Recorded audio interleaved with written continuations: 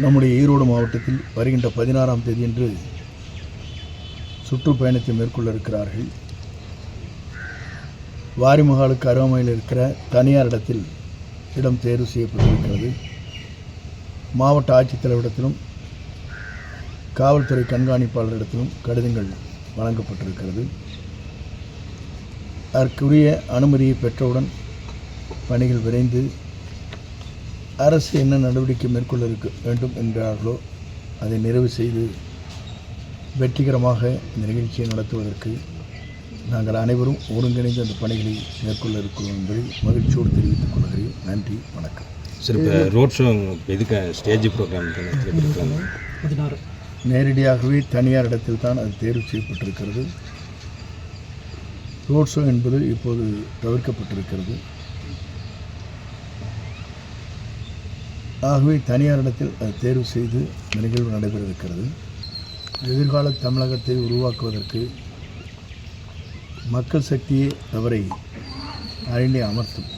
இப்போ 2 நாட்களில் பார்த்தீங்கன்னா திமுகவில் வந்து காங்கிரஸ் வந்து கேட்ட சீட்டு கொடுக்கல, பேச்சுவார்த்தை போயிட்டுருக்குன்னு சொல்கிறாங்க. அது எந்த அளவுக்கு? அதை பற்றி அவரிடத்தை தான் கேட்க வேண்டும். ஈரோட்டில் வெற்றி வாய்ப்பு எப்படி சார்? சீனியர் லீடர்லாம் இன்னொரு கட்சி பற்றி சொல்ல முடியாது. இல்லை, நம்ம வெற்றி கழகத்தை தான் பேச்சுவார்த்தை 2 நாள் போயிட்டுருக்குன்னு சொல்லி வந்து பார்த்துட்டு போயிருக்காங்க. வெற்றி கழகத்தில் வந்து பார்வையிட்டு சென்றிருக்கிறார்கள். சார், வெற்றி வாய்ப்பு எப்படி இருக்குது ஈரோடு மாவட்டத்தில்?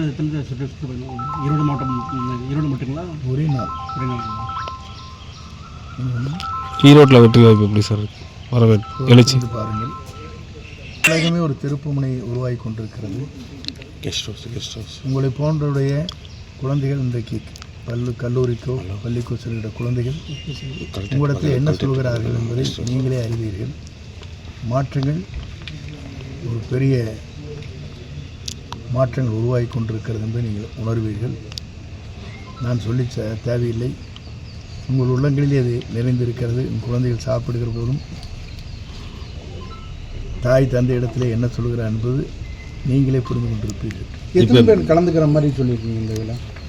அது அரசு விதிமுறைக்கு ஏற்ப கலந்து கொள்ளப்படும். சரி, இப்போ வந்து பார்த்திங்கன்னா மதிமுக இருந்த நாஞ்சில் சமத் கூட இருந்திருக்காரு. இப்போ முன்னாள் அமைச்சர்கள் முன்னாள் இருக்கவங்க வர்றதுக்கு வாய்ப்பு இருக்கா?